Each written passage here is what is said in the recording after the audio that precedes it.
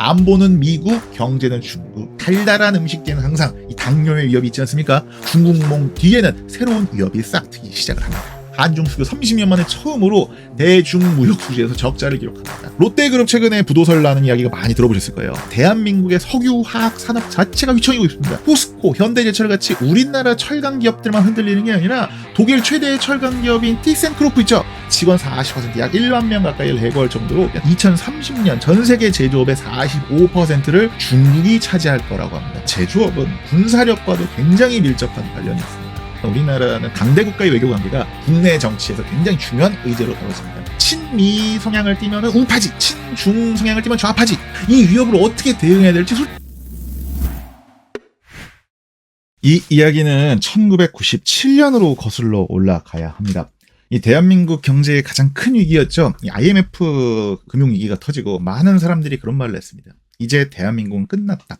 그러니까 많은 개발도상국이 경험하는 이 중진국 함정에 빠졌다라는 지적이었습니다. 단순 원자재 수출이나 저임금 노동으로 많은 개발도상국이 1인당 GDP가 4,000달러에서 12,000달러 선까지는 다 성장할 수 있다. 그런데 경제 구조가 고착화되고 이 혁신이 멈추면서 선진국으로는 올라가는데 발돋움하는 데는 항상 실패한다라는 게 이제 중진국 함정입니다.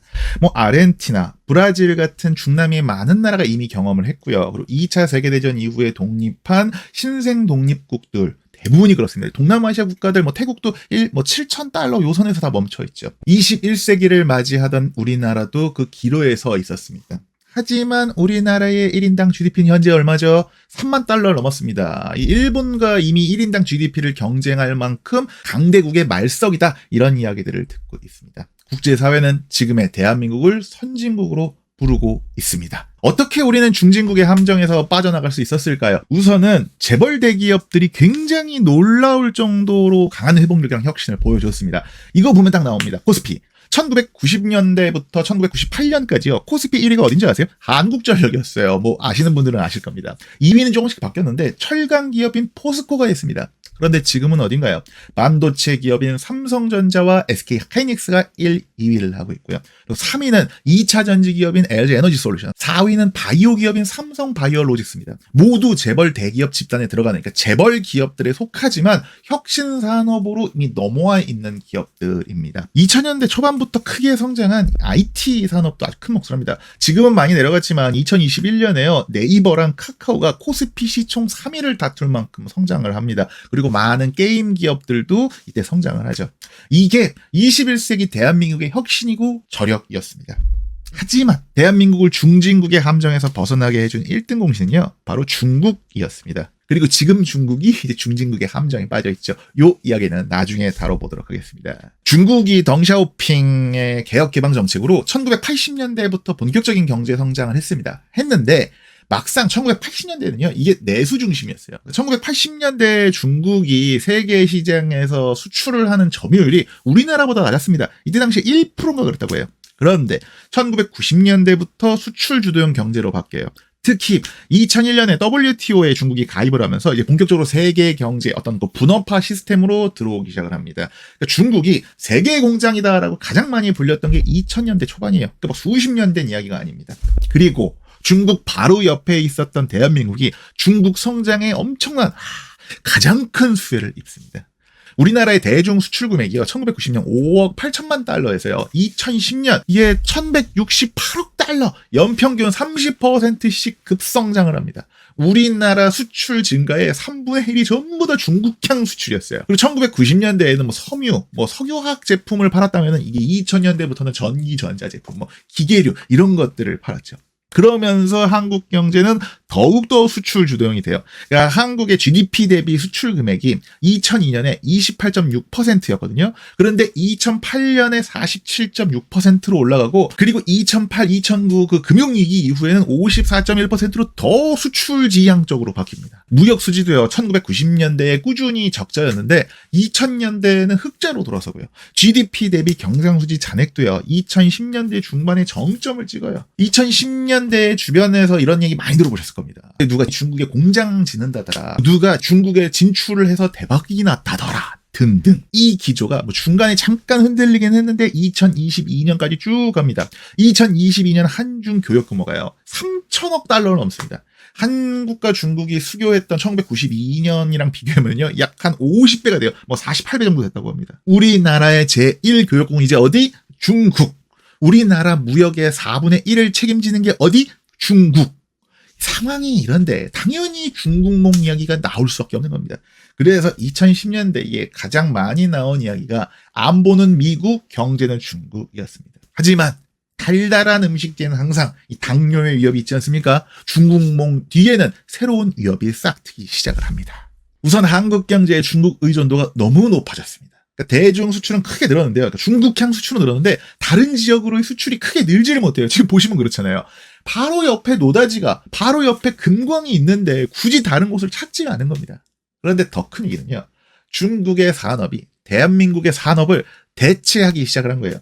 1990년대까지만 해도 중국은 기술 수준이 낮고 노동집약적인 전형적인 경공업, 소비재 부문의 수출에 집중을 했습니다. 그런데 2000년대 들어서 중국이 우리나라랑 이제 비슷한 산업들을 육성을 하고 우리랑 수출 구조가 비슷해진 거예요. 그러니까 한국과 중국의 경제가 1990년대, 2000년대까지는 상호 보완적인 관계였는데 중국의 기술력이 높아지면서 2010년대부터는 경쟁적인 관계로 조금씩 바뀌어온 겁니다. 2000년대 중국의 시장 점유율이 크게 늘어난 TV, 컴퓨터, 가전 같은 전기전자 소비재 있잖아요. 이쪽은 이미 우리나라가 큰 폭의 시장 점유율 하락을 겪습니다. 그러니까 LG전자가 지금 힘을 못 쓰고 있는 거예요.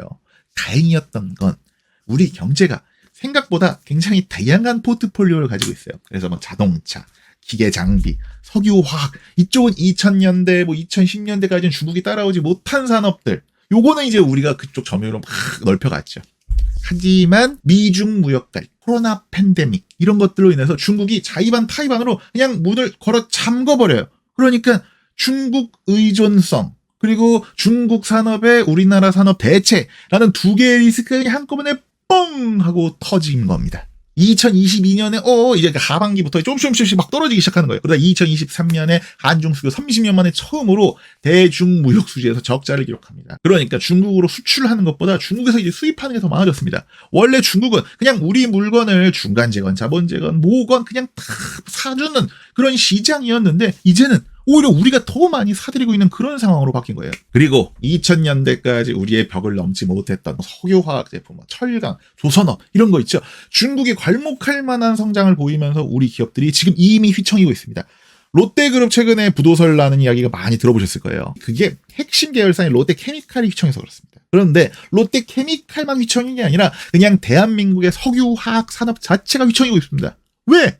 중국이 저가로 공급 과잉, 그러니까 치킨 게임을 하고 있으니까. 그런데 이게 우리나라만의 문제가 아니에요. 포스코, 현대제철 같이 우리나라 철강 기업들만 흔들리는 게 아니라 독일 최대의 철강 기업인 티센크로프 있죠. 이게 이미 직원 40%, 약 1만 명 가까이를 해고할 정도로 전 세계의 제조업이 위기에 빠진 겁니다. 그래서 독일이 지금 많이 힘들어하는 거예요. 러시아에서는 싸게 천연가스 못 얻지. 그리고 중국이 계속 자신들을 대체하고 있지. 중국은요, 원자재도 많고 사람도 많습니다. 그러니까 원자재도 저렴하고 사람값도 저렴합니다. 거기다가 민주주의 국가가 아니에요. 정부가 임금 상승을 틀어 막아버리면요, 계속 압도적으로 저렴한 원가로 밀어붙일 수 있습니다. 여기서 오해하시면 안 되는 게요, 중국은 이제 더 이상 단순한 저가 공급처가 아니에요. 기술력도 좋아졌어요. 2024년 9월 누적 기준입니다. 중국의 세계 조선업 점유율이 67%. 그나마 이제 우리나라의 새 먹거리라고 불리던 2차 전지, 배터리 있죠. LG 에너지 솔루션, 삼성, SDI, SK온 이쪽도 중국이 가격은 물론이거든요. 기술력에서도 치고 올라오면서, 그러니까 요새 또 SK그룹도 구조조정한다는 얘기가 나오지 않습니까? 그러니까 다시 말씀드릴게요. 이게 우리나라만의 문제가 아니에요. 전 세계적인 문제입니다. 오죽하면 프랑스 재무장관이 중국 제조업이 전 세계 경제를 위협한다라고 경고까지 하겠습니까? 그 UN 산업개발기구에 따르면 2030년 전 세계 제조업의 45%를 중국이 차지할 거라고 합니다. 그러니까 중국 제조업 비중이 미국, 일본, 독일, 영국, 프랑스, 러시아, 인도, 한국 이걸 전부 다 합친 것보다 더 커져요. 이렇게 되면은 전 세계가 중국 제조업의 종속이 됩니다. 다른 국가들 제조업이 붕괴되면 그때 이제 진짜로 모든 거의 가격 가지고선 전 세계를 떡주무르듯이 주무를 수 있는 겁니다. 특히나 제조업은 군사력과도 굉장히 밀접한 관련이 있습니다. 중국이 조선업에서 저 정도 물량을 찍어낼 수 있다면 전함은, 해군력은 빠르게 못 키우겠습니까? 딱 2차 세계대전 직전에 미국이 이랬잖아요. 그래서 지금 미국도 이거 중국 잡으려고 전방위적으로 압박을 하는 겁니다. 특히나 중국은 올해부터 10대 전략산업에 대해서 정부가 자금과 인력을 아주 무제한적으로 지원을 해서 세계 최고 수준으로 올라선다라는 계획을 가지고 있습니다. 그게 중국 제조 2025 계획입니다. 그리고 중국 제조 2025로 가장 큰 위협을 받은 나라는 보이시죠? 한국입니다. 물론 중국 세계는 조금 달라요. 이미 한국 제조업은 제겼다라고 생각을 하고 있습니다. 이거 보세요. 한국경제인연합회, 이게 전경련의 후신이죠. 이 전경련에서 조사를 했는데 한국과 중국이 겹치는 8대 핵심 산업에서 이미 대부분의 산업이 7개 산업이 중국에게 역전을 당했거나 아니면 아예 따라갈 수 없는 격차로 벌어졌다라고 합니다. 이런 악몽과도 같은 중국의 제조업 장악은 가까운 미래에 벌어질 일, 미래 세대가 겪어야 될 일이 아니라 바로 지금 우리가 겪어야 할, 바로 지금 벌어지고 있는 현실이 됐습니다. 제가 이 영상을 만들까 말까 참 고민이 많았습니다. 이게 다른 나라도 그렇지만 우리나라는 특히나 강대 국가의 외교 관계가 국내 정치에서 굉장히 중요한 의제로 다뤄집니다. 그래서 언제부턴가 친미 성향을 띠면은 우파지, 친중 성향을 띠면 좌파지, 이런 프레임이 굉장히 강해요. 그래서 제가 중국을 비판하면 너 우파야? 너 민주당 비판하는 거야? 라는 비판을 받을 수가 있습니다. 하지만 저는 반중하자고 지금 주장을 하는 게 아니에요. 이게 국내 정치 좌우 문제를 떠나서 80년 동안 성장만 하던 대한민국한테 가장 큰 위협이 오고 있다라고 생각을 해서 말씀을 드리는 겁니다. IMF 금융위기 때까지만 해도 우리나라는 굉장히 젊은 나라였어요. 그래서 이 젊은 세대를 중심으로 계속 혁신이 됐어요. 그러니까는 IT 산업으로 혁신하고 다 그랬던 거 아닙니까? 그런데 지금 우리나라는 전 세계에서 가장 늙어가고 있는 나라입니다. 이 위협을 어떻게 대응해야 될지 솔직히 말해서 저도 잘 모르겠어요. 선택지는 여러 가지가 있겠죠. 그런데 그곳으로 가는 게 맞는지, 가능은 할지 솔직히 말해서 확신이 안 됩니다. 뭐 첫 번째 선택지는 하나 있겠죠. 확실하게 반중 노선을 트는 거예요. 그러니까 당장 이제 대중무역의 피해를 감수하더라도 중국 의존도를 확 낮추고 아예 반중 무역망을 공고히 하겠다. 이게 지금 딱 미국이 원하는 것이고, 그리고 이게 일본이 이런 전략을 이미 하고 있죠.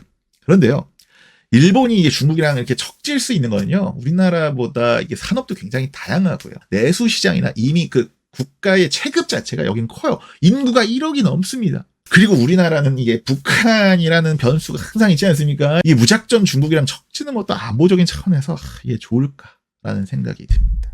그리고 두 번째 선택지는요, 산업 구조를 아주 전면적으로 개편하는 거예요. 한국은행에서요, 한 1년 조금 넘었습니다. 2023년 말에 한국경제 과거 50년과 미래 성장 전략이라는 보고서를 작성했습니다. 제가 첨부해 드릴게요. 링크를. 시간 되시면 꼭 한번 읽어보시길 바랍니다. 우리나라 엘리트들이 아무것도 안 하고 있는 건 아닙니다. 이 보고서를 조금 세게 요약하면요, 대한민국은 산업 구조를 전환하지 못하면 망한다라고 나와 있습니다. 그러니까 중국에게 잠식당하고 탁 점유율 내줄 이런 제조업에서 벗어나서 지금보다 훨씬 더 고부가 가치를 내는 산업을 육성해야 한다라는 주장인 겁니다. 뭐 AI라든지 블록체인 같은 이제 한 단계 높은 IT 산업, 그리고 뭐 금융업 이런 것들도 되게 좋겠죠. 금융업, 투자업 같은 거. 그리고 우리나라가 요새 뭐 괄목할 성장을 보이고 있는 문화예술 산업 정도가 떠오릅니다. 그런데요, 이게 기본적으로 산업 구조를 개편하는 게 쉬운 게 아닙니다. 산업 구조를 바꾸면은요, 엄청난 희생이 따릅니다. 그거를 창조적 파괴라고 하는데, 지금 제조업에 들어가고 있는 자본을 빼서 다른 산업에 투입을 하면은요, 기존 제조업에서 일하고 있는 사람들은 당연히 일자리를 잃어요. 나, 우리 부모님, 그리고 내 친구들의 일자리를 빼앗는 겁니다. 세계에서 가장 빠르게 늙어가고 있는 대한민국이, 그리고 그에 따라서 많은 지금 혼란을 일으키고 있는 대한민국 정치권이 과연 이 엄청난 구조조정을 받아들일 수 있을지 잘 모르겠습니다. 솔직히 이번 이야기는 정말 답 없는 이야기를 참 길게도 이야기한 것 같습니다. 뭐 한 20분 가까이 이야기를 했는데, 하지만 할 이야기는 해야 될 것 같아서 준비를 한번 해봤습니다. 다음에 혹시 또 기회가 되면은요, 중국은 왜 전 세계가 이렇게 만들어 놓은 나름 그 21세기의 세계화 시스템을, 분업 시스템을 이렇게 망가뜨리려고 하는지, 세상의 주인이 되고 싶어 하는, 다시 한번 중화 질서를 만들고 싶어 하는 중국 안에는 또 얼마나 엄청난 리스크가 존재하고 있는지 등등에 대해서 함께 이야기해보는 시간 가져보도록 하겠습니다. 그때까지 구독과 좋아요, 알림 버튼을 누르시고요. 지도로 세계 여행을 떠나듯이, 뉴스로 역사 여행을 떠나듯이 한 번 더 보세요. 그리고 두 번 더 보세요.